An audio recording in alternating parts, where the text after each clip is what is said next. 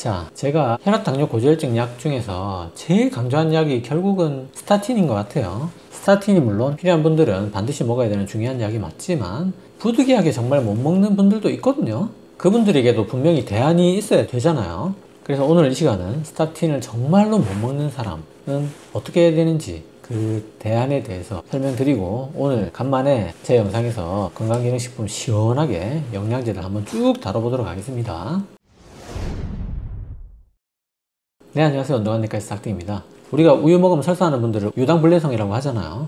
그것처럼 이런 스타틴을 부득이하게 못 먹는 것을 스타틴 불내성이라고 합니다. 자, 그래서 이런 스타틴이 5에서 30%는 불내성이 나타난다고 보고되고 있습니다. 자, 문제는 불내성이 아니라, 그러니까 부득이하게 못 먹는 게 아니라 인터넷에 어떤 잘못된 정보라든지 아니면 노세보 효과 때문에 일부러 안 먹는 분들이 굉장히 많다는 거야. 심각한 것은 심장 스텐트를 넣고도 스타틴을 중단하는 경우가 1년 후에 50%가 넘는다고 해요. 자, 제가 여러 영상에서 말씀드렸듯이 심장 스텐트를 넣고 스타틴은 안 먹는다 또는 끊는다 이러면 그거는 제가 자살행위라고 분명히 설명드렸습니다. 자, 이런 결과로 우리나라 콜레스테롤 조절 현황이 어떻게 되고 있느냐. 자, 우리가 고지혈증 약을 먹는 분들은 콜레스테롤이 조절되는 비율이 83%에 이릅니다. 그러니까 대부분이 약만 먹으면 조절이 되는 거예요. 근데 고콜레스테롤 혈증 환자 전체를 보면 콜레스테롤이 조절 잘 되는 사람이 41%밖에 안 됩니다. 약 먹는 사람은 83%가 조절되는데 약 먹는 사람이랑 안 먹는 사람 통틀으면 41%밖에 안 된다는 거는 약 안 먹으면 콜레스테롤을 본인의 힘으로 조절하는 사람이 거의 없다는 거예요. 자, 그래서 의사들이 스타틴을 강조하는 거는 이런 조절률에서 엄청난 차이를 보이기 때문에 부득이한 면이 있다는 거예요. 자, 그러면 그 인터넷에 있는 음모론들 말고 정말로 스타틴의 부작용은 뭔가, 지난 시간에 잘 정리해 드렸지만 그거를 요약해서 보면, 자, 5에서 29%가 근육통이 생깁니다. 그리고 이제 근육이 완전히 파괴돼서 콩팥까지 상해서 사망할 수 있는 중증 부작용인 행문근 융해증은 10만 명당 1에서 5명, 교통사고로 사망할 확률 정도 발생하는데, 저는 개인적으로 10만 명 정도 처방했다고 생각하는데 그 중에서 행문근 융해증이 생긴 사람은 한 번도 보지는 못했어요. 세 번째로 당뇨가 안 먹은 사람에 비해서 1.1배 좀 더 많이 생깁니다. 네 번째로 먹은 사람의 1% 미만에서 간 수치가 3배 이상 상승할 수 있습니다. 요게 진짜 부작용이라는 거예요. 그런데 그러면 여기서 실제 스타틴을 못 먹는 불내성 환자들만 또 모아서 보면, 자, 그 중에 4분의 3이 근육통 때문에 끊습니다. 그리고 끊는 사람의 10에서 30%가 간 수치 때문에 끊고요. 그리고 자, 요거 사실은 제가 의사임에도 불구하고 요런 말을 진짜 태어나서 처음 들어봤어요. 브레인 포그라는 말. 이런 정체가 불분명한 부작용으로 또 끊는 사람들이 있고요. 그 다음에 임산부가 있습니다. 자, 이것도 음모론자들이 태아 기형이 생긴다 막 이런 음모론을 퍼뜨리기도 하는데, 자, 실제로는 어떠냐면, 자, 스타틴계 약물이 기형을 증가시킨다는 증거는 없습니다. 이게 콜레스테롤을 확 낮추기 때문에 이게 혹시나 태아 발육에 필요한 콜레스테롤까지 모자랄까봐 권장하지 않는 거지, 기형이 생겨서 못 먹는 건 아닙니다. 하지만 어쨌든 임신이 확인되면 스타틴은 안 먹는 게 좋고요. 그래서 스타틴을 중단하는 가장 많은 원인, 스타틴 먹고 생긴 근육통, 즉 샘스가 생겼을 때 어떻게 대처해야 되는가, 그거 지난 시간에 잠깐 설명드렸지만 이번 시간에 좀 더 자세히 설명드릴게요. 자, 스타틴 관련 근육 증상 샘스가 생기면 제일 먼저 피 검사를 합니다. 그래서 근육 수치가 오르지 않았거나 오르긴 했지만 4배를 넘지 않는다. 그러면 스타틴을 2주에서 4주 정도 끊어 봅니다. 그래서 약발을 다 세척하고 나서 그래도 아프면 지난 시간에 말씀드렸듯이 이거는 스타틴 때문이 아닌 거예요. 스타틴 안 먹었는데도 아픈 거잖아요. 그래서 이분들은 그냥 스타틴을 계속 먹어야 됩니다. 하지만 스타틴을 끊으니까 정말로 아픈 게 없어졌다. 그러면 다른 약으로 대체하는 게 아니라 또 다른 스타틴을 먹어보는 겁니다. 지난 시간에 말씀드렸지만 내가 로수바스타틴을 먹고 근육통이 생겼다면 아토로바스타틴으로 바꿔본다든지 이런 스타틴 그 안에서 다른 약으로 바꿔보는 거예요.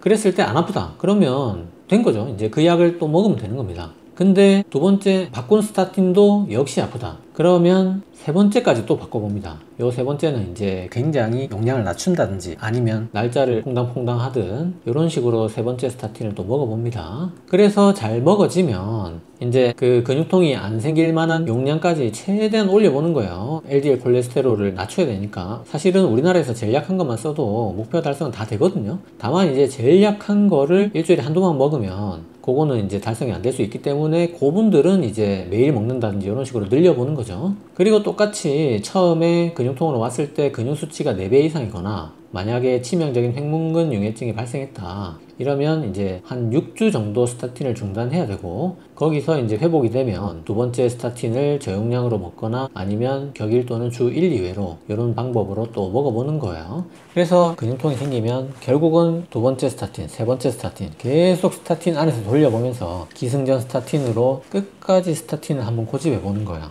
그게 가이드라인에 저렇게 나와 있기 때문에 의사들이 스타틴 무쇠처럼 계속 두 번째, 세 번째 또 권하고 또 권하고 하는 겁니다. 근데 저렇게 세 번째 스타틴까지 심지어 저용량으로 격일로 먹었는데도 근육통이 생긴다. 소위 말해서 스타틴 냄새만 맡아도 근육통이 생긴다. 그러면 가장 현실적인 대안, 그 약이 바로 에제티미브입니다.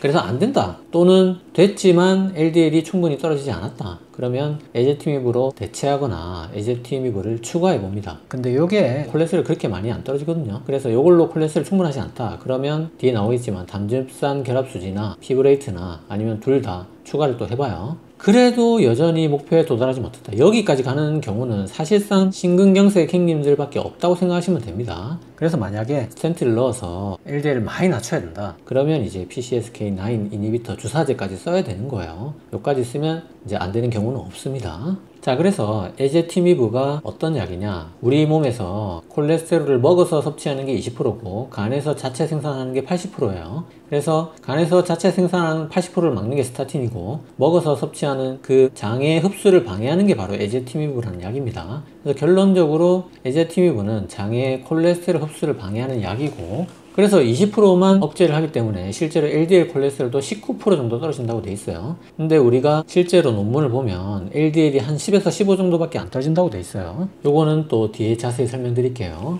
자, 그래서 스타틴을 정말 먹고 싶은데 근육통 때문에 못 먹는 사람들을 위해서 근육통 예방약, 즉 비타민 D나 코큐텐을 먹으면 안 되나? 그래서 실제 그런 연구가 굉장히 많았지만 여러 연구를 해보니까 이게 샘스를 감소시킨다는 걸 입증하지 못해서 가이드라인에서는 샘스를 예방하기 위해서 코큐텐을 보충하는 것을 권장하지 않는다고 못을 박아놨어요. 자, 그 다음에 두 번째 부작용, 간수치 상승. 자, 간수치는 스타틴을 먹으면 1% 미만에서 3배 이상 오를 수가 있는데 이게 너무 드물기 때문에 우리가 콜레스테롤 검사할 때 매번 간수치를 같이 검사하지는 말라고 돼 있어요. 그러니까 정기적으로 간수치를 볼 필요는 없다. 이렇게 또 가이드라인에 못을 박아놨습니다.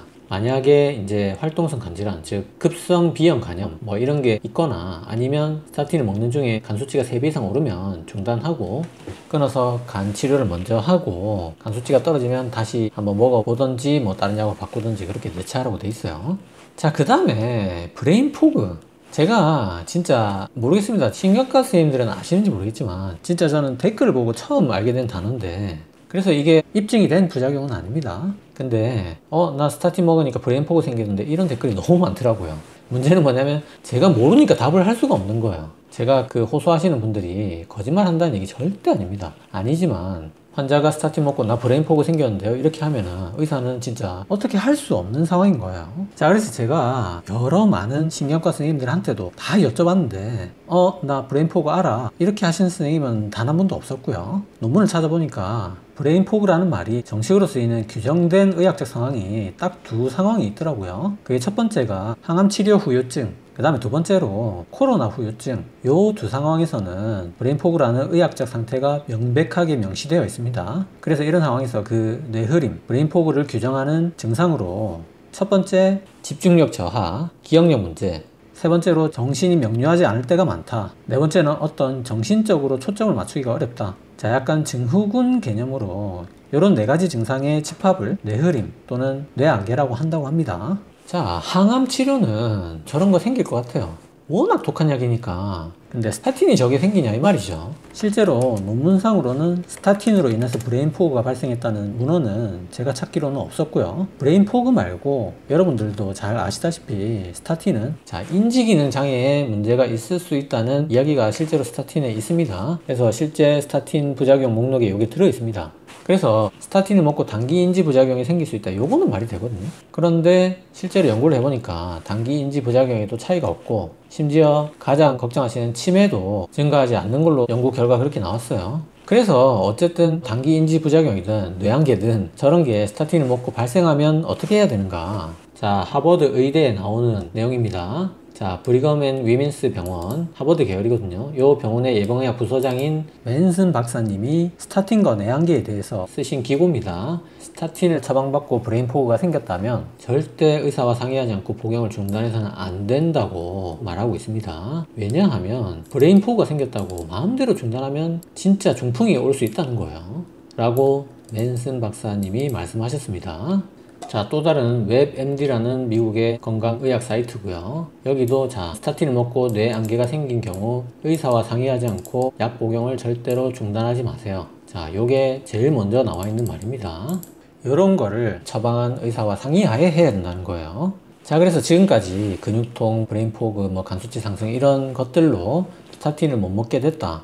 자, 이런 분들이 계속 지금까지 설명드리지만 다른 종류의 스타틴을 먹어보는 게 첫 번째로 해야 될 선택입니다. 그래서 아무리 환자 시청자 여러분들이 화를 내시더라도 결국 기승전 스타틴이 맞긴 맞아요. 자, 왜냐하면 스타틴을 정말로 못 먹는다는 완전 불내성을 진단하기 위해서는 최소한 2가지 이상의 스타틴을 먹어보고 그래도 뭔가 부작용으로 못 먹을 사람들만 완전 불내성으로 진단할 수가 있고, 이런 완전 불내성이 결국은 2에서 3%밖에 안 된다는 거예요. 근데 아까 말했지만 50%가 부작용으로 약을 중단하는 게 현실입니다. 그래서 그러면 어떻게 되는가? 4에서 6주가 지나면 이 동맥경화에 죽상판이 불안정성이 생기게 됩니다. 그래서 터질 수 있다는 거예요.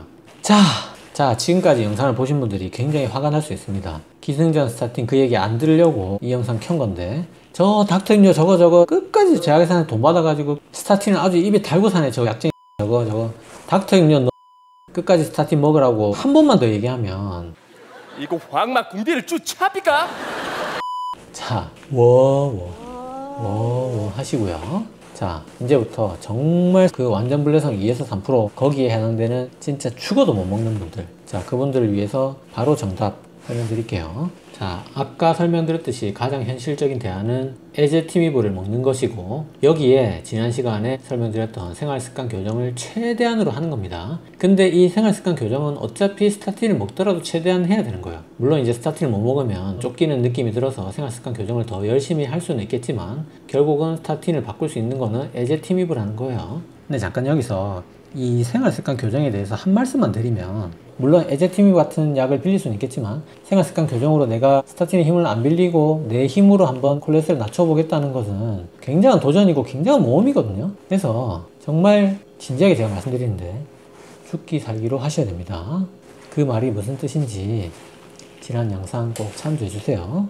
그래서 스타틴이 여기 이제 제일 약한 약 기준으로 생각하시면 되겠습니다. 제일 약한 약이 한 35 정도 떨어지는데 식단만으로 한 30 정도까지 떨어뜨릴 수 있고, 에제티미브는 아까 19%라고 말했지만 여기는 한 10에서 15 정도밖에 안 떨어지는 걸로 돼 있어요. 그래서 요거 두 개를 합치면 딱 제일 약한 스타틴 하나 정도 되거든요. 그래서 요거는 충분히 대안이 될 수가 있겠습니다. 그래서 저 에제티미브가 장에서 콜레스테롤 흡수를 방해하는 거기 때문에 우리가 콜레스테롤 좀 많이 먹는 사람들은 효과가 좀 더 클 수 있겠죠. 많게는 뭐 30 이상 떨어지는 사람도 제가 심심치 않게 봤거든요. 에제티미브 하나만 가지고도.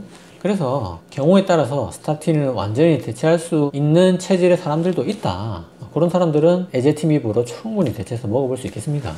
물론 에제티미브도 아예 부작용이 없는 건 아닙니다. 뭐 두통이나 설사 이런 게 한 1% 정도에서 생길 수가 있어요. 그래도 좀 안타까운 얘기긴 하지만 스타틴에 사람들이 워낙 기겁하는 면이 있기 때문에 우리가 실제로 에제티미브를 스타틴 못 먹는 분들에게 투약해 보면 굉장히 내약성이 좋거든요. 그러니까 부작용 없이 잘 드시기 때문에 스타틴 죽어도 못 먹는 분들은 가장 현실적인 답은 에제티미브가 맞습니다. 자, 그런데 만약에 에제티미브하고 식단이 사실 쉽지 않잖아요. 이게 했는데도 목표치에 너무 택도 없이 모자란다. 그러면 이제 가장 효과 좋은 대체제는 사실 PCSK9 이니비터가 있습니다. 요게 거의 70 이상 떨어지기 때문에 엄청나게 효과가 좋지만 요게 이제 주사제거든요. 그래서 거의 뭐 당뇨 환자들 인슐린 맞는 느낌이기 때문에 1차 예방 목적으로는 보통 스타틴 못 먹는다고 이거를 바로 권하지는 않습니다. 그래, 스타틴은 아까 말씀드렸듯이 여기는 뭐 35 정도 떨어진다고 돼 있지만 실제로 우리나라에서는 아토로바스타틴 제일 약한 것만 먹어도 거의 40%, 그러니까 160인 사람이 한 5, 60은 떨어지는 거거든요. 제일 약한 거 하나 먹어도. 그러니까 한국인들에게는 거의 스타틴이 한 이 정도 된다는 거예요. 이 정도. 그러니까 효과는 진짜 월등하게 뛰어나다, 스타틴이. 어쩔 수 없이 못 먹는 분들은 참 안타까운 경우일 수밖에 없다, 그렇게 생각할 수 있겠습니다. 그러면 여기서 뭐 피브레이트는 콜레스테롤 너무 적게 떨어지니까 빼고, CETP 저해제는 또 심혈관 예방이 안 되니까 빼고, 나이아신하고 담즙산 결합수지가 남았잖아요. 이 두 개는 대체할 수 없나? 자, 담즙산 결합수지가 스타틴보다 훨씬 오래된 약이고요. 요게 콜레스테롤이 그래도 10에서 30% 정도 떨어진다고 합니다. 근데 이게 문제가 뭐냐면 LDL이 떨어지는데 VLDL은 또 올라요. 소위 말해서 중성지방이 오릅니다. 그리고 변비가 또 굉장히 흔하게 와요. 그래서 중성지방이 정말 낮고 콜레스테롤이 엄청 높은데 스타틴은 또 죽어도 못 먹어서 LDL을 먹었는데 그걸로 콜레스테롤 충분히 안 떨어진다. 그런 사람들은 담즙산 결합수지까지 한번 먹어볼 수는 있겠지만 중성지방 오르는 게 상당한 단점이거든요. 그래서 실질적으로 의사들이 거의 처방하지는 않습니다. 그럼 나이아신은 어떤가? 나이아신은 아예 처방하지 않습니다. 그래서 약이 완전히 퇴출이 됐어요. 자, 이런 이유들로 이제는 전문의약품으로는 전혀 사용하지 않고 영양제로 그냥 보충해서 먹는 정도만 우리가 찾아볼 수 있습니다. 그래서 이것도 일단 콜레스테롤이 너무 적게 떨어지니까 권하기는 어려워요. 그래서 스타틴은 죽어도 못 먹겠다, ALT-는 너무 적게 떨어진다, PCSK9 이니비터는 주사제라서 못 먹겠다, 그런 분들이 제법 많기 때문에 또 신약들이 계속 연구되고 있습니다. 그게 뭐 벤페도익산, 인클리시란 이런 것들이 연구되고 있지만 이것도 주사제긴 하거든요. 그리고 뭐 이런 약들도 부작용이 다 있습니다. 뭐 제가 말씀드리진 않겠지만, 그래서 일단 나오면 써볼 수는 있겠지만 스타틴을 뭐 완벽하게 대체할 수 있느냐, 그렇게 물었을 때는 조금 의문이라고 봐요. 자, 그래서 스타틴을 대체할 수 있는 약까지 전부 다 알아봤고, 마지막으로 정말 스타틴 못 먹는 사람들은 건강기능식품으로 대체할 수는 없느냐. 자, 그래서 이번 시간 제 영상 최초로 건강기능식품 시원하게 줄줄이 쭉 말씀드릴게요. 근데 결론부터 말씀드리면 결국은 스타틴을 대체할 수 있을 만한 건 없어요. 결국은 없습니다. 마지막에 그 이유를 설명드리도록 할게요. 자, 영양제들이 굉장히 많이 나오니까 아주 빠른 속도로 하나씩 탁탁탁 설명드리도록 할게요. 자, 먼저 홍국입니다. 홍국은 쌀이 어떤 효모에 의해서 붉게 발효된 붉은 쌀을 말하는 건데, 여기 있는 효모에서 추출한 물질이고요. 이게 사실은 스타틴을 처음 개발했을 때 이런 원리로 처음 발견하게 된 거거든요. 그래서 이 홍국 안에 들어있는 모나콜린 K라는 게 무슨 스타틴 비스무리한 그런 게 아니라 그냥 완전히 진짜 찐 스타틴이 들어있는 겁니다. 그냥 이거 스타틴입니다. 그래서 이게 LDL 콜레스테롤 떨어뜨리는 그 정도가 제일 약한 스타틴 하나 정도 파워가 되긴 하는데, 하지만 결국 이게 어쨌든 스타틴이거든요. 그래서 임산부가 못 먹고 이런 것도 스타틴이랑 똑같습니다. 그리고 이제 가성비도 말이 안 되죠, 사실. 홍국도 끊으면 바로 콜레스테롤 올라가서 스타틴처럼 평생 먹어야 되거든요. 그래서 지금 이 홍국에서 살펴봤듯이 지난 시간에 설명드렸던 음식으로 콜레스테롤 떨어뜨리는 방법, 뭐 포화지방을 줄인다든지 야채를 많이 먹는다든지 이런 것들은 최대한으로 하셔도 됩니다. 하지만 식품이 아니라 건강기능식품 영양제 레벨로 올라가게 되면 결국은 잣대가 스타틴 약하고 비교할 수밖에 없는 거예요. 그래서 그 잣대가 세 가지 잣대입니다. 첫 번째가 가성비, 두 번째가 부작용, 세 번째가 심혈관 이점이에요. 그러니까 홍국은 천연 스타틴이니까 더더욱 스타틴하고 비교를 해보는 거예요. 비교를 해보면 가성비, 우리가 전문의약품은 국가의 재정이 들어갑니다. 의료보험료가 들어가잖아요. 그래서 약값이 싼 거거든요. 그러니까 가성비가 비교가 안 되겠죠. 두 번째 부작용, 홍국의 부작용 뭐 이런 거 대규모 연구가 있을 리가 만무하잖아요. 세 번째는 심혈관 효과, 당연히 홍국의 심혈관 효과가 대규모로 입증된 게 없겠죠. 그러니까 세 가지를 비교해 봤을 때 홍국을 먹는다는 거는 결국은 그럴 거면 약을 먹지, 이렇게 되는 거예요. 자, 그 다음에 폴리코사놀. 폴리코사놀은 HDL이 약간 올라가는 효과가 있고 LDL이 약간 떨어지는 효과가 있다고 쿠바의 몇몇 논문에서 그렇게 나와 있습니다. 그래서 이거는 지난 HDL 영상에서 충분히 제가 설명드렸으니까 그 영상 참조해 주시면 돼요. 그래서 이거는 그런 이유로 권하지 않습니다. 자, 그 다음에 오메가3. 오메가3는 이거 지난 시간에 설명드렸지만 콜레스테롤 약으로 잘못 알고 계시는 분들이 많은데 콜레스테롤이 더 오르는 약입니다. 콜레스테롤이 떨어지는 게 아니라 더 오릅니다. 물론 여기서 요즘에는 바세파라고 오메가3 성분 중에 아이코사펜트 에틸 요 성분만 무지막지하게 모아가지고 4g을 만들어서 먹었을 때 요때는 LDL이 뭐 6.2% 떨어졌다는 논문도 있습니다. 하지만 이게 6.2%가 너무 작고 논문에 따라서 안 떨어지거나 도리어 오른다는 논문들도 많고, 결국은 심혈관 효과도 스타틴과 함께 먹었을 때만 아직까지는 증명이 되어 있기 때문에 스타틴을 먹으면서 먹는다, 이것까지는 말리지 않겠지만 스타틴을 대체할 수 있는 약으로는 아직은 부족해요. 자, 스피루리나가 아주 원시 생물이고 남조리라고 하는데 이 애들이 뭐 콜레스테롤이 무려 뭐 40일이 떨어졌다 이런 메타 분석이 있었어요. 하지만 이게 강독성이 매우 높다고 합니다. 그리고 실제로 이만큼 떨어졌다는 연구도 100% 믿을 수 없을 뿐더러 부작용도 많기 때문에 이것도 스타틴을 대체해서 권하기는 어렵습니다. 자, 그 다음에 커큐민, 강황이죠. 강황, 카레. 자, 이 커큐민은 흡수율이 굉장히 낮아요. 그래서 여러 연구에서 흡수율을 굉장히 높인 커큐민 제제도 많이 개발이 됐는데 이렇게 또 높이면 또 부작용이 생깁니다. 그래서 커큐민 자체 흡수에 문제가 있고, 두 번째는 이거를 얼마 먹었을 때 얼마나 콜레스테롤이 떨어진다는 그런 사람 상대로의 대규모 연구가 없어요, 아직까지. 그래서 이것도 권하기 어렵고요. 그 다음에 콜레스테롤 높은 사람, 사실 오메가3 다음으로 많이 물어보시는 게 바로 크릴 오일이죠. 자, 크릴 오일은 건강기능식품조차 아닙니다. 얘들 그냥 음식이야, 식품이야, 식품. 그래서 뭐 콜레스테롤 떨어진다 이런 거는 전혀 입증이 안 된 완전 기능식품조차 아닌 그냥 식품이기 때문에 요거에 대해서는 제가 더 이상 언급할 필요 없이 다른 영상을 한 편 제가 링크 해드릴게요. 다른 의사 선생님들이 충분히 설명해 놓은 게 있습니다. 자, 그 영상으로 크릴 오일은 대신하도록 하겠습니다. 자, 그 다음에 또 레시틴 또 많이 물어보십니다. 여기에 뭐 달걀 노른자랑 뭐 대두콩이 많이 들어있다고 하는데 얘도 크릴 오일하고 똑같은 인지질이에요. 그래서 이게 뭐 콜레스테롤 얼마 떨어진다는 사람 연구가 거의 없기 때문에 전혀 이것도 의사가 권할 만한 식품이나 성분은 아니에요.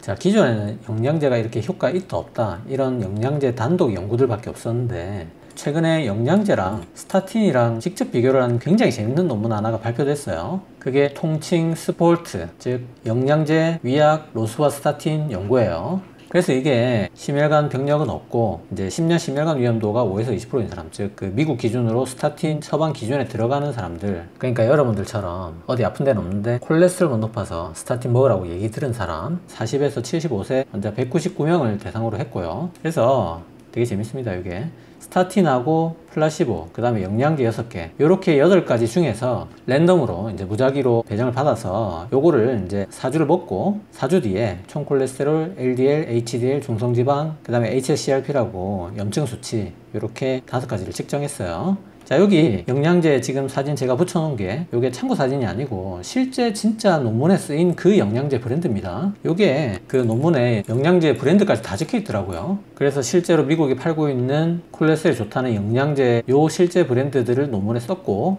요거 궁금하신 분들은 멈춰놓고 참고하셔도 됩니다.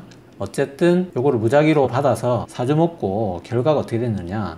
자, 예상대로 뭐 스타틴은 콜레스테롤 많이 떨어지고 이제 중성지방도 조금 떨어지고요. 이게 스타틴이 워낙 저용량이어서 그런지 HDL이 오르거나 뭐 염증 수치 떨어지거나 이런 거는 나타나지는 않았어요, 이번 연구에서는. 근데 이제 나머지 뭐 위약은 당연히 효과 없을 거고 영양제들도 효과 있는 게 단 하나도 없었고, 심지어 마늘 알리신은 LDL이 도리어 올랐어요. 통계적으로 의미 있게 올랐다고 그렇게 논문에 나와 있습니다. 그리고 파이토스테롤, 식물성 스테롤은 좋은 콜레스테롤 HDL이 도리어 떨어졌어요. 제 생각에 홍국이 뭐 LDL이 안 떨어진 거나 알리신이 LDL 오르거나 파이토스테롤이 HDL 떨어지거나 요 3가지는 만약에 요거보다 더 대규모 연구를 하면은 이렇게까지 나올 것 같지는 않아요. 홍국은 사실 LDL 조금 떨어지는 게 맞긴 맞거든요.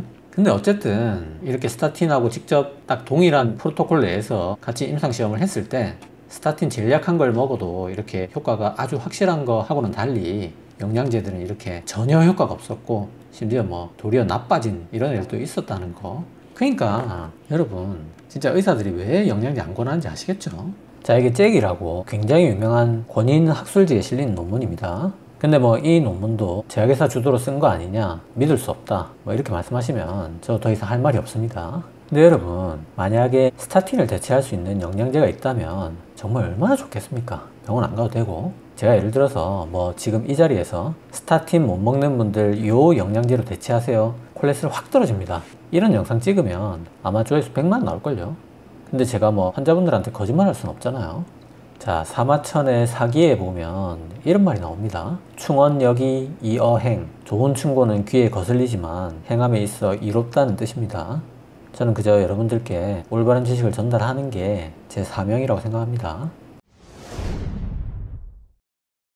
그래서 대체해서 먹을 수 있는 에제티미브라는 약이 있기 때문에 정말 스타틴을 어쩔 수 없이 못 먹는 사람이라면 에제티미브를 대체해서 먹는 걸 권하지, 이런 건강기능식품들은 의사가 권하기가 어렵습니다. 안 권하고 싶어서 안 권하는 게 아니라 그런 세 가지 측면에서 전혀 이점이 없고 심지어 효과도 이렇게 증명된 게 하나도 없기 때문이에요. 자, 그래서 오늘 스타틴 못 먹는 분들, 스타틴 불내성 환자는 어떻게 대처해야 되는가? 반드시 다른 종류의 스타틴을 제일 약한 용량부터 먹어보고 완전 불내성이 정말 맞는지 확진을 받는 게 우선이고요. 두 번째는 완전 불내성으로 확인이 된 경우에는 에제티미브와 생활습관 교정을 최대한으로 해보는 것이 가장 확실한 대안이 되겠습니다. 근데 그걸로 충분하지 않다 이러면 담즙산 결합수지, 피브레이트, PCSK9, 저해제 주사제 이런 것들을 대처해 볼 수 있다는 오늘 말씀드리면서 오늘도 세 줄 요약으로 마무리할게요.